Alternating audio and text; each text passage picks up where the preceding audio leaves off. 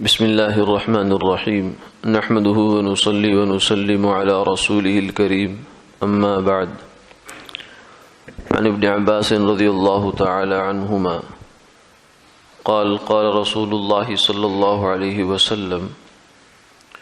من أصيب بمصيبة بماله أو في نفسه فكتمها ولم يشكها إلى الناس كان حقا على الله أن يغفر له أو كما قال عليه الصلاة والسلام۔ حضرت عبداللہ بن عباس رضی اللہ تعالی عنہما سے مروی ہے کہ رسول اللہ صلی اللہ علیہ وسلم نے یہ ارشاد فرمایا کہ جس آدمی کو اس کے مال میں یا جان میں کوئی دکھ تکلیف پہنچی اور اس نے اس کو چھپا لیا، لوگوں کے سامنے شکوہ نہ کیا، تو اللہ کے ذمے ہے کہ اس کو بخش دے۔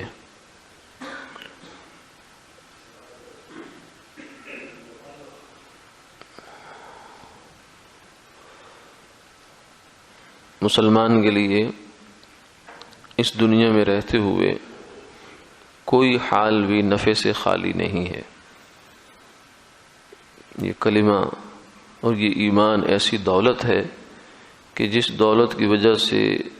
مسلمان کے لیے ہر لمحہ دولت بن جاتا ہے، کیونکہ انسان کی دو ہی حالتیں ہو سکتی ہیں، یا تو خوش ہوگا یا خوش نہیں ہوگا۔ تو جس حالت میں انسان خوش ہوتا ہے اس حالت میں تو کرے شکر اللہ کا، اور جس حالت میں خوش نہیں ہے اس حالت میں کرے صبر، اور صبر اور شکر یہ دونوں راستے جنت کو جاتے ہیں۔ آدمی کبھی اس راستے پہ سفر کرتا ہے، کبھی اس راستے پہ سفر کرتا ہے، لیکن منزل ان دونوں کی جنت ہی ہے۔ تو مسلمان ہر حال میں نفع کے اندر ہی ہے۔ آج کی حدیث میں ہم نے دیکھا کہ آپ نے فرمایا کہ جس آدمی کے مال میں یا جان میں کوئی نقصان ہو گیا، مال جاتا رہا، نفع کم ہو گیا، نقصان ہو گیا، تجارت میں نقصان ہو گیا، یا اور کسی طریقے سے انسان پر ایسی مسئلہ بن جاتا ہے، یا جان میں یعنی بیماری آ گئی، کوئی تنگی تکلیف آ گئی، گھر میں آ گئی یا دائیں بائیں آ گئی، جس کی وجہ سے اس کو پریشانی لاحق ہو گئی، تو لیکن اس نے اس کو چھپا دیا۔ چھپانے کا مطلب کیا ہے کہ شکایت نہیں کی، شکوہ نہیں کیا اللہ تعالیٰ کا۔ شکوہ کیا ہے؟ شکوہ یہ ہے کہ انسان ایسے انداز سے بیماری کا تذکرہ کرے کہ جیسے میرے اوپر بڑی کوئی مصیبت آ گئی ہے جو نہیں آنی چاہیے تھی۔ یہ انداز ہے شکوہ کا، کہ آدمی یہ کہے کہ میں ہی پڑا تھا، میں ہی ملا تھا اللہ تعالیٰ کو نعوذ باللہ بیمار کرنے کے لیے یا پریشانی لانے کے لیے، اور اتنے لوگ ہیں وہ نماز بھی نہیں پڑھتے، میں تو نماز بھی پڑھتا ہوں، وہ یہ بھی کام نہیں کرتے، وہ تو جو ہے دندناتے پھرتے ہیں، وہ بڑے مزے میں، عیش میں، آرام میں، میں نماز بھی پڑھ رہا ہوں، میں وظیفہ بھی کر رہا ہوں، میں یہ بھی کر رہا ہوں، میں وہ بھی کر رہا ہوں، لیکن اس کے باوجود میرے ساتھ ایسا کیوں ہوا؟ یہ جو کیوں ہوا ہے نا، یہ شکوہ ہوتا ہے۔ تو یہ شکوہ اللہ تعالیٰ کو پسند نہیں ہے، اس کی بجائے اللہ کو پسند ہے انسان کا صبر اور کتمان، یعنی چھپا لینا۔ تو فرمایا کہ جو بندہ ایسا کرے گا اللہ تعالیٰ اس سے اتنے خوش ہوں گے کہ اس کے گناہوں کو معاف فرما دیں گے۔ یعنی جتنے بھی اس آدمی کے ذمہ گناہ ہیں، اللہ تعالیٰ اس مصیبت، یعنی جتنی بڑی مصیبت ہے اس پر جتنا بڑا صبر ہے اتنا بڑا اجر ہے۔ تو اس لیے اگر انسان پر کوئی حالت ایسی آ جائے تو اول کوشش یہ کرنی چاہیے کہ اس کو چھپائے۔ یعنی مثلا کوئی بیماری آ گئی ہے،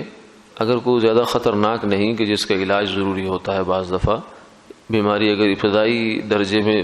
پکڑی جائے تو علاج آسان ہوتا ہے بنسبت اس کے کہ بہت بگڑ جائے، تو اس کو تو چھپانا نہیں چاہیے، ایک بات۔ دوسری بات یہ ہے کہ ایک ہے شکایت اور ایک ہے حکایت۔ حکایت کہتے ہیں بیماری کو یا تنگی تکلیف کو بیان کرنا، اور شکایت کہتے ہیں اس پر شکوہ کرنا اور ناراضگی کا اظہار کرنا۔ حکایت جائز ہے، شکایت جائز نہیں ہے۔ حکایت کا مطلب ہوتا ہے جیسے ہم معالج کے پاس گئے، طبیب کے پاس گئے، اس نے کہا جی آپ کو کیا بیماری ہے، تو اب اس موقع پر بیماری کو چھپانا اور نہ بتانا یہ درست نہیں ہے۔ اس موقع پر انہیں یہ بتایا جائے کہ ہاں یہ تکلیف ہے، ایسے ہوتی ہے، ویسے ہوتی ہے، یہ ہے صرف اس کا بیان کرنا، اسے حکایت کہتے ہیں۔ یعنی صرف بیان کر دیا آپ نے، اس میں آپ نے اس طرف کوئی دھیان نہیں دیا کہ یہ کیوں ہے، نہیں ہونی چاہیے تھی، بڑا مسئلہ ہو گیا، بڑی تکلیف ہے مجھے، فلاں ہے فلاں ہے، اس طرح کا کوئی تاثر نہیں دیا تو یہ جائز ہے، اس میں کوئی حرج نہیں ہے۔ آپ صلی اللہ علیہ وسلم کی سنت سے بھی یہ بات ثابت ہے کہ آپ صلی اللہ علیہ وسلم گھر میں تشریف لائے تو سیدہ عائشہ رضی اللہ تعالیٰ عنہ نے فرمایا کہ وا رأسا، یا رسول اللہ میرے سر میں درد ہے، تو آپ نے فرمایا بل انا وا رأسا، تمہارے سر میں تو درد جو ہے وہ تھوڑا ہے، میرے سر میں زیادہ درد ہے۔ یہ آپ کا آخری جو مرض وفات ابتدا سے شروع ہوا تو اس سے شروع ہوا، تو بیماری کا اس طریقے سے انداز اظہار کر دینا یہ شکوہ نہیں ہوتا، شکوہ ہوتا ہے اعتراض۔ اللہ تعالی ہمیں اس رویے سے ہماری حفاظت فرمائے اور تنگی تکلیف مصیبتوں سے اللہ ہماری حفاظت فرمائے، اور اگر آ جائے تو اللہ ہمیں اس پر صبر عطا فرما دے۔ آمین آمین یا رب العالمین۔